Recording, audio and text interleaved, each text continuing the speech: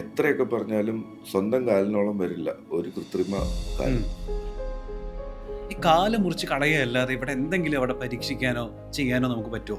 Of course difficulties are opportunities അല്ലേ? ഉം. എല്ലാവർക്കും ബുദ്ധിമുട്ടുണ്ടാകുന്ന അവസ്ഥ എന്ന് പറയുന്നത് അതൊരു ഓപ്പർച്യൂണിറ്റിയാണ്. ഉം. പുതിയതെന്തെങ്കിലും അവിടെ അപ്ലൈ ചെയ്യാൻ പറ്റുമെന്ന്. ഇതിൽ നമ്മൾ ഉദ്ദേശിക്കുന്നത് ഹൈബ്രിഡ് ആർട്ടീരിയൽ റീവാസ്കുലറൈസേഷൻ എന്ന് പറയുന്ന ഒരു സംവിധാനമാണ്. ഉം.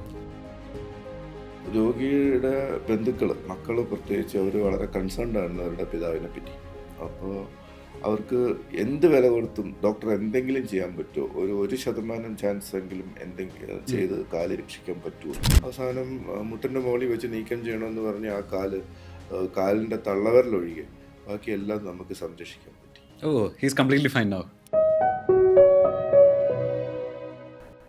സാർ, ഇപ്പോൾ ഡയബറ്റിക് ആയിട്ട് വന്ന് കാലിൽ ഇൻഫെക്ഷൻ വന്ന ആൾക്കാരുടെ എത്രയോ ആളുകളുടെ കാല് മുറിച്ച് കളയേണ്ട ഒരു അവസ്ഥ വന്നിട്ടുണ്ട് അല്ലേ? അത് എത്രയൊക്കെ പറഞ്ഞു കഴിഞ്ഞാലും വളരെയധികം വേദനാജനകമായിട്ടുള്ള കാര്യമാണ്. ഈ കാല് മുറിച്ച് കളയാതെ നമുക്ക് ഇന്നത്തെ ഒരു സിനാരിയോയിൽ എന്തെങ്കിലുമൊക്കെ ചെയ്യാനും ട്രീറ്റ്മെൻറ്റ് കൊടുക്കാനും പറ്റുന്നൊരു സാഹചര്യം ഉണ്ടോ ഇവിടെ? ഒരാളുടെ ഒരു അവയവം മുറിച്ച് കളയുക എന്ന് പറയുന്നത് തീർച്ചയായിട്ടും അത് രോഗിക്കും അയാളുടെ കുടുംബത്തിനും എല്ലാവർക്കും വളരെയധികം ഉൾക്കൊള്ളാൻ ബുദ്ധിമുട്ടുള്ള ഒരു അവസ്ഥാവിശേഷമാണ്. പലരും കണ്ണു നിറഞ്ഞൊക്കെ തന്നെയാണ് അതിന് സമ്മതം മൂളുന്നത്. വേറെ ഒരു വഴിയില്ലേ ഡോക്ടറെ എന്ന് ചോദിക്കുന്ന കുറേ പേരെ നമ്മൾ കണ്ടിട്ടുണ്ട്. പല രോഗികൾക്കും ഈ കാല് മുറിച്ച് കളയപ്പെടുന്ന അവസ്ഥയിലേക്ക് എത്തിപ്പെടുന്നതിന് മുമ്പ് അവർക്ക് കുറേ മുൻകരുതൽ എടുത്തിട്ടുണ്ടെങ്കിൽ ആ അവസ്ഥ എത്താതെ രക്ഷപ്പെടാം. ഓക്കെ. പലപ്പോഴും അത് സംഭവിക്കാതെയും അല്ലെങ്കിൽ അത് അവഗണിക്കപ്പെട്ടിട്ടും നിസ്സാരമായി കണ്ടിട്ടും ആണ് ഈ അവസ്ഥയിൽ എത്തിപ്പെടുക. എത്തിപ്പെടുന്ന രോഗികളിൽ ഒരു ചെറിയ ശതമാനം ആൾക്കാർക്ക് ചിലപ്പോൾ വേറെ ഓപ്ഷൻ ഇല്ലായിരിക്കാം. പക്ഷെ നമ്മുടെ ശ്രമം ഇതിൽ എന്തായിരിക്കണമെന്ന് വെച്ചാൽ, ഒരു 10 രോഗികൾ കാല് മുറിച്ച് കളയണം എന്ന് പറയുന്ന അവസ്ഥയിലേക്ക് എത്തിയവരിൽ ഒരു 4 പേർക്കോ 5 പേർക്കോ എങ്കിലും എന്തെങ്കിലും നൂതന ചികിത്സയിലൂടെ അതിന് ഒരു ആശ്വാസം കണ്ടെത്താൻ പറ്റിയാൽ, എത്രയൊക്കെ പറഞ്ഞാലും സ്വന്തം കാലിനോളം വരില്ല ഒരു കൃത്രിമ കാൽ. അപ്പോൾ അതാണ് നമ്മുടെ ചികിത്സയുടെ ഉദ്ദേശം. ഓക്കെ. ഇതിൽ നമ്മൾ ഉദ്ദേശിക്കുന്നത് ഹൈബ്രിഡ് ആർട്ടീരിയൽ റീവാസ്കുലറൈസേഷൻ എന്ന് പറയുന്ന ഒരു സംവിധാനമാണ്. ഇത് പുതുമയൊന്നുമില്ല. ഇതിൻ്റെ ഒരേ ഒരു കാര്യം എന്താണെന്ന് വെച്ചാൽ, ബൈപ്പാസ് സർജറി ഉണ്ട്, ആൻജിയോപ്ലാസ്റ്റി ചെയ്യേണ്ടതിന് ആൻജിയോപ്ലാസ്റ്റി ചെയ്യേണ്ടി വരും, ചിലതിന് സ്റ്റെൻഡിങ് ചെയ്യേണ്ടതിന് സ്റ്റെൻഡിങ് ചെയ്യണം. ഇവിടെ നമ്മൾ ഇതിനെ എല്ലാത്തിനെയും ഏകോപിപ്പിച്ച് ഒരേ സിറ്റിങ്ങിൽ ഇത് ചെയ്യാൻ പറ്റുന്നത് ചില രോഗികളിൽ ഇതുപോലെ ഇപ്പം മുട്ടിന് മുകളിൽ വെച്ച് മുറിച്ച് കളയണമെന്ന് പറയുന്ന 1-2 കേസുകൾ എനിക്ക് ഇപ്പോൾ അനുഭവത്തിൽ തന്നെയുണ്ട്. വേറൊരു ഓപ്ഷനും ഇല്ല കാല് മുറിക്കണമെന്ന്. ആൻജിയോഗ്രാം കണ്ടു കഴിഞ്ഞാൽ തീർച്ചയായിട്ടും നമ്മളുടെയും ആദ്യമായ ചിന്ത വരുന്നത് അങ്ങനെയാണ്. പക്ഷേ രോഗിയുടെ നിരന്തരമായ സമ്മർദ്ദത്തെ തുടർന്ന് ഒരു നൂതന ചികിത്സാ രീതി പരീക്ഷിക്കാമെന്ന് വിചാരിച്ചു. ഓക്കെ. അത് നമ്മൾ ചെയ്തത് എന്താണെന്ന് വെച്ചാൽ, മെയിൻ നീളം കൂടിയ ബ്ലോക്കുകൾക്ക് ബൈപ്പാസും നീളം കുറഞ്ഞ ബ്ലോക്കുകൾക്ക് ചിലതിന് സ്റ്റെൻഡിങ്ങും, തീരെ ചെറിയ രക്തക്കുഴലുകൾ സ്റ്റെൻഡ് ഇടാൻ പറ്റാത്തതിന് ആൻജിയോപ്ലാസ്റ്റി, ഇതിൻ്റെ 3ൻ്റെയും കൂടി ഒരു സങ്കരം ആയിട്ടുള്ള ചികിത്സയാണ് നമ്മളിവിടെ അവലംബിച്ചത്. അത്ഭുതം എന്ന് പറയട്ടെ, എൻ്റെ അറിവിലുണ്ടായിരുന്ന ഈ 2 രോഗികൾക്കും ഇത് വളരെയധികം ഗുണം ചെയ്തു. അതുകൊണ്ടാണ് ഈ ഒരു നൂതന ചികിത്സാ രീതിയെപ്പറ്റി സംസാരിക്കാമെന്ന് വെച്ചത്. ഓക്കെ. സാർ, കേരളത്തിൽ ഇപ്പോൾ ഇത് എത്രമാത്രം ഈ ട്രീറ്റ്മെൻറ്റ്സ് സജീവമാണ്? എവിടെയൊക്കെയാണിത് നമുക്കിത് ഓപ്റ്റ് ചെയ്യാൻ പറ്റുക? ആർക്കൊക്കെയാണ് ഓപ്റ്റ് ചെയ്യാൻ പറ്റുക?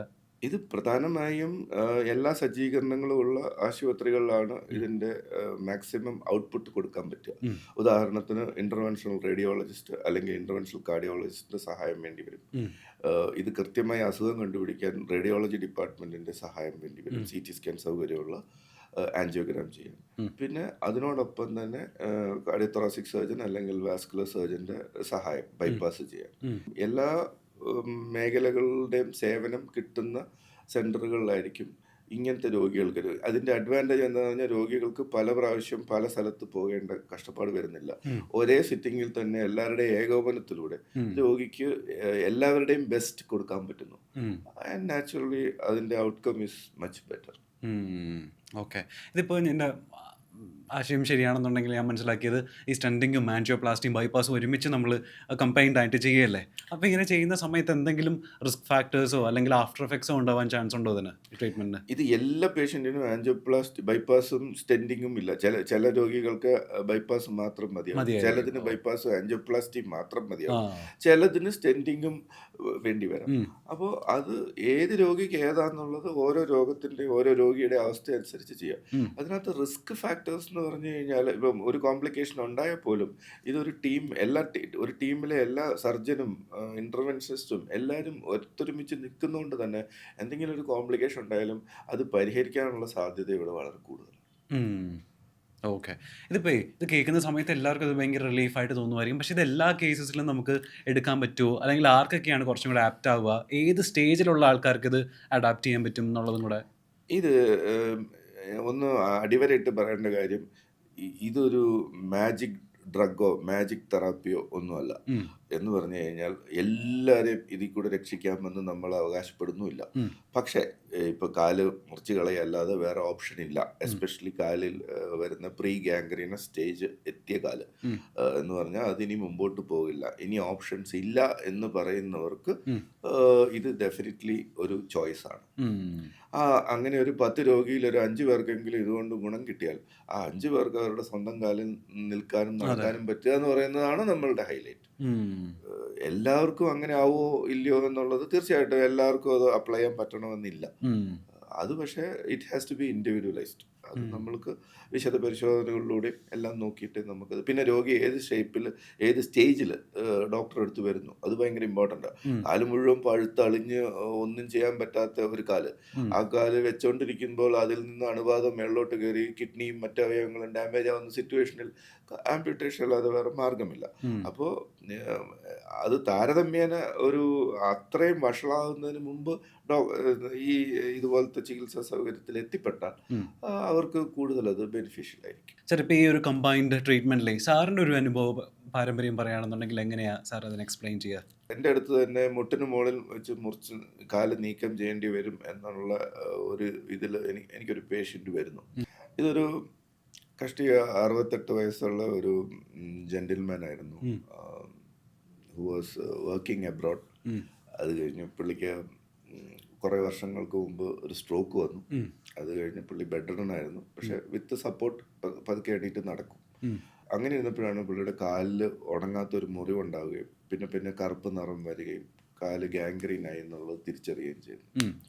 അപ്പോൾ അത് ചികിത്സ തേടി ആശുപത്രിയിൽ വരുന്നു. അപ്പോൾ ആൻജിയോഗ്രാം ടെസ്റ്റ് എടുക്കുന്നു, CT പെരിഫറൽ ആൻജിയോഗ്രാം ചെയ്യുന്നു. അതിലെ പിക്ചർ വളരെയധികം നിരാശാജനകമായിരുന്നു. കാര്യം എന്താണെന്ന് പറഞ്ഞാൽ ഉടനീളം ബ്ലോക്കാണ്. കാലിൻ്റെ ഇടുപ്പിൻ്റെ അവിടെ മുതൽ പല പല പല പല ലെവലിൽ ബ്ലോക്കാണ്. ഉം. കാലിൻ്റെ പാദത്തിൻ്റെ അവിടേക്ക് രക്തം എത്തുന്നില്ല. ഉം. അപ്പോൾ അത് ആ ആൻജിയോഗ്രാം നോർമലി കണ്ടു കഴിഞ്ഞാൽ ട്രീറ്റ്മെൻറ്റ് ഓപ്ഷൻ എന്താണെന്ന് ചോദിച്ചാൽ കാല് മുട്ടിൻ്റെ മുകളിൽ വെച്ച് എവിടെയാണോ രക്തോട്ടം വന്ന് നിൽക്കുന്നത്, ഉം. രക്തോട്ട സപ്ലൈ ഉള്ളത്, ഉം. ആ ലെവലിൽ വെച്ച് കാല് നീക്കം ചെയ്യുക എന്നുള്ളതാണ് ഇതിൻ്റെ ട്രീറ്റ്മെൻറ്റ്. ഉം. അപ്പോൾ അത് നമ്മൾ രോഗിയോട് സജസ്റ്റ് ചെയ്തു. മുട്ടിൻ്റെ മുകളിൽ വെച്ച് കാല് നീക്കം ചെയ്യേണ്ടി വരും. ഉം. കഴിഞ്ഞാൽ കാലിൻ്റെ പാദത്തിൻ്റെ അവിടെ നിന്ന് ഗാംഗ്രീൻ കയറി വരുന്നു. ഉം. എന്നാൽ മുട്ടിൻ്റെ താഴെ വെച്ച് മുറിക്കുമ്പോഴൊന്നും ആ ഭാഗം പോലും ഉണങ്ങാനുള്ള സാധ്യതയില്ല. കാരണം അവിടെയൊന്നും രക്തോട്ടം ഇല്ല. ഉം. അപ്പോൾ രോഗിയുടെ ബന്ധുക്കൾ, മക്കൾ പ്രത്യേകിച്ച്, അവർ വളരെ കൺസേൺഡ് ആയിരുന്നു അവരുടെ പിതാവിനെ പറ്റി. അപ്പോൾ അവർക്ക് എന്ത് വില കൊടുത്തും ഡോക്ടർ എന്തെങ്കിലും ചെയ്യാൻ പറ്റുമോ, 1% ചാൻസ് എങ്കിലും എന്തെങ്കിലും ചെയ്ത് കാല് രക്ഷിക്കാൻ പറ്റുമോ, 1% ചാൻസേ ഉള്ളൂ സക്സസ്സിനെങ്കിലും, വി ആർ റെഡി. ഉം. നമ്മൾ അത് ചികിത്സിക്കാൻ നിർബന്ധിതരായി. ഉം. പിന്നെ അപ്പോൾ അവരോട് അതിൻ്റെ റിസ്ക്കും വരുമ്പരായികളൊക്കെ പറഞ്ഞിട്ടാണ് നമ്മൾ എടുത്തത്. ഉം. അപ്പോൾ നമ്മൾ ഒരു കാർഡിയോതൊറാസിക് വാസ്കുലർ സർജറി നമ്മുടെ ഡിപ്പാർട്ട്മെൻറ്റും പിന്നെ കാർഡിയോളജി, റേഡിയോളജി ഇവരെല്ലാവരും കൂടിയിരുന്ന് ചിന്തിച്ചു എന്ത് ചെയ്യാം. അപ്പോൾ അപ്പോഴാണ് ഒരു നൂതനമായ ഒരു ആശയം തോന്നിയത്. ഉം. ഏറ്റവും കൂടുതൽ നീളം കൂടുതൽ ബ്ലോക്ക് ഉള്ളത് തൊടയുടെ അവിടെയാണ്. അവിടെയാണ് രക്തക്കുഴലിന് താരതമ്യേന വണ്ണം കൂടുതലുള്ളത്. ഉം. അപ്പോൾ ആ ഭാഗത്ത് ഒരു ബൈപ്പാസ്, ഫെമറോപോപ്ലീറ്റൽ ബൈപ്പാസ് ചെയ്യാൻ തീരുമാനിച്ചു. ഉം. പിന്നെ മുട്ടിൻ്റെ പുറകിലായിട്ട് അവിടെ ബൈപ്പാസ് ചെയ്യാൻ കുറച്ച് ബുദ്ധിമുട്ടാണ്. ഉം. അപ്പോൾ സാധാരണ ബൈപ്പാസിൻ്റെ ഒരു പരിമിതി എന്ന് പറയുന്നത് അതാണ്. ഉം. അപ്പോൾ ആ പോയിന്റിൽ നമ്മുടെ കാർഡിയോളജിസ്റ്റ് പറഞ്ഞു അവിടെ നമുക്കൊരു സ്റ്റെൻറ്റ് ഉപയോഗിക്കാം എന്ന് പറഞ്ഞു. അപ്പോൾ അങ്ങനെ മുട്ടിൻ്റെ നേരെ പിൻഭാഗത്ത് വരുന്ന രക്തക്കുഴൽ സ്റ്റെൻറ്റ് ഇട്ടു. മുട്ടിൻ്റെ താഴത്തേക്ക് വരുമ്പോൾ രക്തക്കുഴലുകളുടെ വലിപ്പം വളരെയധികം ചെറുതാവുകയും ഒരു രക്തക്കുഴൽ 3ആയിട്ട് പിരിയുകയും ചെയ്യും. അപ്പോൾ അങ്ങനെ 3ആയിട്ട് പിരിയുന്നിടത്ത് പിന്നെ സ്റ്റെൻറ്റിങ്ങിന് വലിയ പ്രസക്തിയില്ല. തീരെ ചെറിയ രക്തക്കുഴൽ അത് തുറന്നിരിക്കാനുള്ള സാധ്യത. അപ്പോൾ അവിടെ സ്റ്റെൻറ്റ് ഇല്ലാതെ രക്തക്കുഴൽ മാത്രം ഉള്ളിൽ കൂടി തുറന്നു കൊടുക്കുക. Plain vessel angioplasty, balloon angioplasty ചെയ്തു കൊടുക്കും. അങ്ങനെ 3 procedure combined in 1 sitting. Ultimately ഇത് കഴിഞ്ഞിട്ട് ആൻജിയോഗ്രാം എടുക്കുമ്പോൾ കാലിൻ്റെ പാദം വരെ രക്തോട്ടം പുനഃസ്ഥാപിക്കപ്പെട്ടു. ഒരു 2 ആഴ്ചയ്ക്കുള്ളിൽ തന്നെ രോഗിയുടെ കാലിൻ്റെ കണ്ടീഷൻ വളരെയധികം മെച്ചപ്പെട്ടു. മുറിവ് ഉണങ്ങാൻ തുടങ്ങി, കേടുവന്ന തൊലിയെല്ലാം പൊളിഞ്ഞു പോയി, പുതിയ തൊലി വരാൻ തുടങ്ങി. അവസാനം മുട്ടിൻ്റെ മുകളിൽ വെച്ച് നീക്കം ചെയ്യണമെന്ന് പറഞ്ഞ് ആ കാലിൻ്റെ തള്ളവരലൊഴികെ ബാക്കിയെല്ലാം നമുക്ക് സംരക്ഷിക്കാൻ പറ്റി. He's completely fine now. അപ്പോൾ അത് നമുക്ക് തന്നെ ഒരു പ്രചോദനമായിരുന്നു. സാർ ഇതുപോലെ ഡയബറ്റിക് ആയിട്ടുള്ള പേഷ്യൻസിന് മുറിവ് ഉണങ്ങാതെ ഇപ്പോൾ ചില കേസസിലൊക്കെ ഈ പറഞ്ഞ ചില ആളുകളുടെ വിരലുകൾ മുറിച്ച് കളയേണ്ട അവസ്ഥ വരാറുണ്ടല്ലേ, ചിലപ്പോൾ കാൽപാദം അങ്ങനെ തന്നെ കളയേണ്ടി വരാറുണ്ട്, ചിലപ്പോൾ മുട്ടിന് താഴെ അങ്ങനെ തന്നെ. ഇതെങ്ങനെ ഇങ്ങനെ ഒരു ഡിസിഷനിലേക്ക് വരുന്നത്? അതായത് ഈ ഭാഗം തൊട്ട് മുറിച്ച് കളയാം എന്നുള്ളൊരു ഡിസിഷൻ എങ്ങനെയാണ്? കാല് മുറിച്ച് കളയേണ്ടി വരുന്ന ഒരവസ്ഥ എന്ന് പറയുന്നത് രക്തോട്ടം ഇല്ലാതെ വരുമ്പോഴാണ്. അപ്പോൾ ചികിത്സയുടെ പ്രാഥമികമായ ലക്ഷ്യം എന്താണെന്ന് വെച്ചാൽ എങ്ങനെ ആ ഭാഗത്തേക്ക് രക്തോട്ടം മെച്ചപ്പെടുത്താം എന്നുള്ളതാണ്. അല്ലെങ്കിൽ എന്ത് പറ്റും, രക്തോട്ടം ഉള്ള പോയിന്റ് വെച്ച് കാല് നീക്കം ചെയ്യേണ്ടി വരും. അത് ചിലപ്പോൾ നമുക്ക് കാലിൻ്റെ ഒരു ഗണ്യമായ ഭാഗം നഷ്ടപ്പെടാൻ സാധ്യതയാക്കും. അപ്പോൾ ഈ വാസ്കുലർ സർജറിയുടെ പ്രാധാന്യം എന്താണെന്ന് പറഞ്ഞാൽ ഈ രക്തഓട്ടം കാലിൻ്റെ അറ്റത്തേക്ക് എത്രത്തോളം നീട്ടിയെത്തിക്കാം, അതിനെന്തൊക്കെയാണ് മാർഗങ്ങൾ. അത് ബൈപ്പാസ് ചെയ്യേണ്ട ഭാഗത്ത് ചില ഏരിയയിൽ ബൈപ്പാസിനായിരിക്കും മെച്ചം കിട്ടുക, ചില ഏരിയയ്ക്ക് ആൻജിയോപ്ലാസ്റ്റിക് ആയിരിക്കും മെച്ചം കിട്ടുക, ചില ഏരിയയിൽ സ്റ്റെൻഡിങ്ങിനായിരിക്കും മെച്ചം. അങ്ങനെ ഏത് മാർഗത്തിലൂടെയോ അല്ലെങ്കിൽ കമ്പൈൻഡ് ആയ മാർഗത്തിലൂടെയോ മാക്സിമം കാലിലേക്ക് എത്താവുന്നതിൻ്റെ പാദത്തിൻ്റെ അറ്റം വരെ രക്തം എത്തിക്കിട്ടിയാൽ അത്രയും നല്ലത്. അതാണ് നമ്മുടെ ലക്ഷ്യം. അങ്ങനെയാണ് നമ്മൾ ഈ ആംപുട്ടേഷൻ ഒഴിവാക്കാൻ ശ്രമിക്കും. സാർ, നമ്മളിങ്ങനെ ഒരു ഇൻ്റഗ്രേറ്റഡ് ട്രീറ്റ്മെൻറ്റിനെ പറ്റി കേരളത്തിൽ ഒരിടത്തും നമ്മളിങ്ങനെ ഡോക്യുമെൻ്റ് ചെയ്ത് കേട്ടിട്ടില്ല അല്ലേ? നമ്മളിത് കേൾക്കുന്നത് ആദ്യമായിട്ടാണ്. സാർ, ഇങ്ങനെ ഒരു ഇൻ്റഗ്രേറ്റഡ് ട്രീറ്റ്മെൻറ്റിലേക്ക് നിങ്ങൾ എങ്ങനെയാണ് എത്തിപ്പെടുന്നത് എന്നുള്ളത് ആ കഥയൊന്ന് പറയുമോ? അതങ്ങനെ ഒരു പ്ലാൻഡ് ആയിട്ടുള്ള എത്തിപ്പെടലൊന്നും ആയിരുന്നില്ല. ഇതുപോലെ ഒരു പേഷ്യൻറ്റിൻ്റെ ബൈസ്റ്റാൻഡർ നമ്മളോട് ചോദിച്ചു, കാല് മുറിക്കാനല്ലാതെ എന്തെങ്കിലും ഒരു മാർഗമുണ്ടോ ഡോക്ടറെ ചോദിക്കുന്നു. ഒരു 1% ചാൻസ് എങ്കിലും ഉണ്ടെങ്കിൽ ഡോക്ടർ ട്രൈ ചെയ്യണം. ഡോക്ടർക്ക് അറിവുള്ള എന്ത് വേണമെങ്കിൽ ചെയ്യാം, ഞങ്ങളൊരു ചോദ്യം ചോദിക്കില്ല എന്ന് പറഞ്ഞപ്പോൾ നമ്മൾ ആലോചിച്ചു. അപ്പോഴാണ് മനസ്സിലായത്, of course difficulties are opportunities അല്ലേ. എല്ലാവർക്കും ബുദ്ധിമുട്ടുണ്ടാകുന്ന അവസ്ഥ എന്ന് പറയുന്നത് അതൊരു ഓപ്പർച്യൂണിറ്റിയാണ്. പുതിയത് എന്തെങ്കിലും അവിടെ അപ്ലൈ ചെയ്യാൻ പറ്റുമെന്ന് നോക്കാൻ. അത് അപ്പോൾ നമ്മളുടെ ടീമുമായിട്ട്, നമ്മുടെ റേഡിയോളജി ടീമും ഇൻ്റർവെൻഷണൽ ടീമും ഒക്കെ ആയിട്ട് നമ്മൾ ഡിസ്കസ് ചെയ്തു. അപ്പോൾ ഞാൻ തന്നെ പറഞ്ഞു, ഒരു ഭാഗം എനിക്ക് ബൈപ്പാസ് ചെയ്ത് തരാൻ പറ്റും, അതിൻ്റെ താഴെ എനിക്ക് പറ്റില്ല. അപ്പോൾ അവിടെ ഇൻ്റർവെൻഷനിസ്റ്റ് പറഞ്ഞു, ഞങ്ങൾക്ക് അവിടെ സ്റ്റെൻഡിങ് ചെയ്യാം, അതിൻ്റെ താഴത്തോട്ട് ഞങ്ങൾക്ക് സ്റ്റെൻഡ് ഇല്ലാതെ ബലൂൺ ഇട്ട് വികസിപ്പിക്കാം. Then why not we try together. And ultimate outcome was a big success. Okay, അതാണ് ആ ഒരു ഡിസ്കഷനിൽ നിന്നാണ് ഇങ്ങനെ ഒരു ട്രീറ്റ്മെൻറ്റിലേക്ക് വന്നത്. ഓക്കെ, ഈ രക്തയോട്ടം കാലിൽ ഇപ്പോൾ കുറയുന്നത് വഴിയേ നമ്മൾ ഈ കാല് മുറിച്ച് കളയേണ്ടി വരിക എന്നുള്ള അവസ്ഥയല്ലാതെ അത് നമ്മളുടെ ഹേർട്ടിലേക്കും ബ്രെയിനിലേക്കും അത് എത്രമാത്രം ബാധിക്കും? ഇതിനകത്തുള്ള അടിസ്ഥാനമായ അസുഖം കോമൺ ആണ്. ഒന്ന്, രക്തക്കുഴലുകളിൽ വർഷങ്ങളായി കൊഴുപ്പടിഞ്ഞു കൂടുന്ന ഒരു അസുഖം, അതിൻ്റെ പേര് അതിറോസ്ക്ലറോസിസ്. അത് ശരീരത്തിലെ എല്ലാ രക്തക്കുഴലുകളെയും ബാധിക്കും. അത് ഏത് അവയവത്തിലേക്കുള്ള രക്തക്കുഴലിനെ ബാധിക്കുന്നോ അതിനനുസരിച്ച് രോഗലക്ഷണങ്ങൾ മാത്രം മാറും. അത് തലച്ചോറിലേക്കുള്ള രക്തക്കുഴലിൽ ബ്ലോക്കായാൽ സ്ട്രോക്ക് വരും, ഹാർട്ടിലേക്കുള്ള രക്തക്കുഴലുകൾ ബ്ലോക്കായാൽ ഹാർട്ട് അറ്റാക്ക് വരും, കാലിലേക്കുള്ള രക്തക്കുഴൽ ബ്ലോക്കായാൽ കാലിൽ ഉണങ്ങാത്ത മുറിവുകൾ, നടക്കുമ്പോൾ കാല് വേദന, അല്ലെങ്കിൽ അങ്ങനെ കാല് നഷ്ടപ്പെടുന്ന അവസ്ഥ അതിലേക്ക് വരും. അപ്പോൾ അസുഖം കോമൺ ആണ്. അത് ഓരോ അവയവത്തിലേക്ക് ബാധിക്കുമ്പോൾ അതിൻ്റെ രോഗിക്ക് കാണിക്കുന്ന ലക്ഷണങ്ങൾ മാത്രമേ മാറുന്നുള്ളൂ. സാർ, ഇപ്പോൾ ഈ ട്രീറ്റ്മെൻറ്റ് കഴിഞ്ഞ് കഴിഞ്ഞാലേ ഇത് നമുക്ക് പിന്നെ ശാശ്വതമായിട്ട് ലൈഫ് ലോങ് പേടിക്കാതെ ഇരിക്കാൻ പറ്റും എന്നുള്ളതാണോ അർത്ഥമാക്കുന്നത്? അല്ലെങ്കിൽ ഇനി ഇതിൽ എന്തെങ്കിലും ഡിഫിക്കൽട്ടീസ് ഭാവിയിൽ വരാൻ ചാൻസ് ഉണ്ടോ? ഇത് ലൈഫ് ലോങ് എന്ന് പറയുന്ന ഒരു വലിയ ക്വസ്റ്റ്യനാണ്. കാര്യം എന്താണെന്ന് പറഞ്ഞാൽ 65 വയസ്സുള്ള ഒരാൾക്ക് അല്ലെങ്കിൽ 66 വയസ്സുള്ള ഒരാൾക്ക് അടുത്ത 5 കൊല്ലം പരസഹായമില്ലാതെ ബാത്റൂമിലേക്ക് പോകാൻ പറ്റിയല്ലോ, അയാളെ സംബന്ധിച്ചോളം ഒരു വലിയ കാര്യം. മനസ്സിലായില്ലേ? അപ്പം അതിൻ്റെ long term results of course long term results are of course dependent on short term results എന്ന് പറയും. അതായത് ആദ്യം ഷോർട്ട് ടേം റിസൾട്ട്സ് ഉണ്ടായിക്കഴിഞ്ഞാലല്ലേ ലോങ് ടേം റിസൾട്ട്സ് വരും. തീർച്ചയായിട്ടും ഇങ്ങനത്തെ കേസുകൾക്ക് മെഡിക്കൽ ഫോളോ അപ്പ് ആവശ്യമാണ്. കൃത്യമായ സമയത്ത് ചെക്കപ്പുകൾ നടത്തണം. രക്തം കട്ട പിടിക്കാതിരിക്കാനുള്ള മരുന്നുകൾ തുടരേണ്ടതായിട്ടുണ്ട്. ഷുഗറിൻ്റെ കൺട്രോളും മെയിൻറ്റെയിൻ ചെയ്തതായിട്ടുണ്ട്. കൊളസ്ട്രോൾ നിയന്ത്രിക്കേണ്ടതായിട്ടുണ്ട്. BP നിയന്ത്രിക്കേണ്ടതായിട്ടുണ്ട്. അതിനോടൊപ്പം തന്നെ എക്സർസൈസ് ഇതെല്ലാം ഉണ്ട്. മുറിവണങ്ങിക്കുക. പിന്നെ ഇതെല്ലാം കഴിഞ്ഞ് കൃത്യമായ ഒരു വ്യായാമം എല്ലാം ചെയ്യുമ്പോൾ കാലിലേക്കുള്ള ഈ രക്തോട്ടം മെയിൻറ്റെയിൻ ചെയ്യാൻ പറ്റും. അത് നമുക്ക് ലോങ് ടേം റിസൾട്ട്സ് കൊണ്ടുതരും. ഓക്കെ. അല്ലാതെ ഓപ്പറേഷൻ കഴിഞ്ഞതോടെ എല്ലാം കഴിഞ്ഞ് വീണ്ടും ഞാൻ പഴയ ജീവിത രീതിയിലേക്ക് പോയാൽ കാര്യങ്ങൾ വീണ്ടും മോശമാകാനുള്ള സാധ്യതയുണ്ട്. ഓക്കെ. ഇതൊരു കേസിന് ജാമ്യം കിട്ടുന്ന പോലെ ഉള്ളൂ. മനസ്സിലായി. ഇത് കേസ് അവിടെ തന്നെ ഉണ്ട്. അതായത് രക്തക്കുഴലിൽ കൊഴുപ്പടിഞ്ഞു കൂടുന്നതും നിയന്ത്രണമില്ലാതെ ഷുഗർ പോകുന്നതാണ് അടിസ്ഥാന പ്രശ്നം. അതിന് നമ്മൾ തുടർച്ചയായിട്ടുള്ള ചികിത്സ കണ്ടിന്യൂ ചെയ്യണം. പക്ഷെ തൽക്കാലം നിങ്ങളുടെ ക്വാളിറ്റി ഓഫ് ലൈഫ് അത് സിഗ്നിഫിക്കൻ്റ് ആയിട്ട് ഇമ്പ്രൂവ് ആകും. മനസ്സിലായി. അതാണ് ഈ ചികിത്സയുടെ ഫണ്ടമെന്റൽ പ്രിൻസിപ്പിൾ.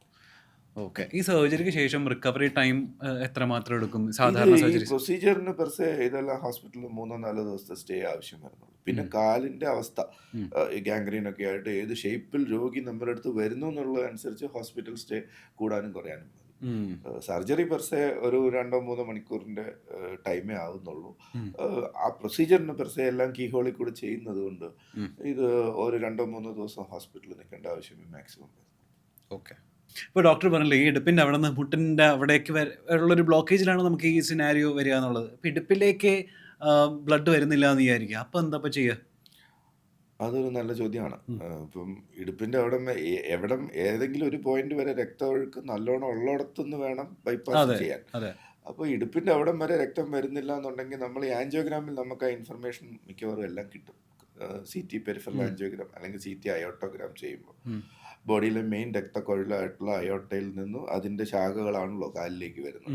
അപ്പോൾ എവിടെയൊക്കെ ബ്ലോക്ക് ഉണ്ടെന്ന് അത് ആ ചിത്രത്തിൽ വ്യക്തമാകും.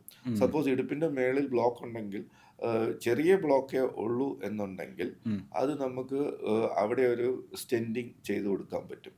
ചെറിയ ബ്ലോക്ക്, നീളം കുറവാണ്. പക്ഷെ വളരെ നീളത്തിൽ ബ്ലോക്ക് ഉണ്ടെങ്കിൽ നമുക്ക് ഒന്നെങ്കിൽ അയോർട്ട എന്ന് പറയുന്ന മെയിൻ രക്തധമനിയിൽ നിന്ന് അയോർട്ടോ ഫെമറൽ ബൈപ്പാസ്, അയോർട്ടയിൽ നിന്ന് ഒരു പുതിയ റെഡിമെയ്ഡ് പൈപ്പ് വെച്ച് രക്തക്കുഴൽ ഉപയോഗിച്ച് കാലിലേക്ക് രക്തോട്ടം കൊണ്ടുവരാൻ പറ്റും. അതും പറ്റുന്നില്ലെങ്കിൽ ചില കേസുകൾക്ക് അയോർട്ട തന്നെ അസുഖബാധിതമായിരിക്കും. അങ്ങനെയുള്ളവർക്ക് കയ്യിലേക്കുള്ള രക്തക്കുഴൽ കക്ഷത്തിൻ്റെ അവിടെ വെച്ച് അവിടെ നിന്നൊരു കണക്ഷൻ എടുത്തിട്ട് അത് തൊലിയുടെ അടിയിൽ കൂടെ കൊണ്ടുവന്ന് കാലിലേക്ക് കൊടുക്കാം. ആക്സിലോ ഫെമറൽ ബൈപ്പാസ്. അങ്ങനെ പല ടെക്നിക്കുകൾ. അത് ഏത് രോഗിക്ക് ഏത് വേണമെന്ന് തീരുമാനിക്കുന്നത് ഈ CT പെരിഫറൽ ആൻജിയോഗ്രാം അയോട്ടോഗ്രാമിന് ശേഷമാണ്. ഓക്കെ.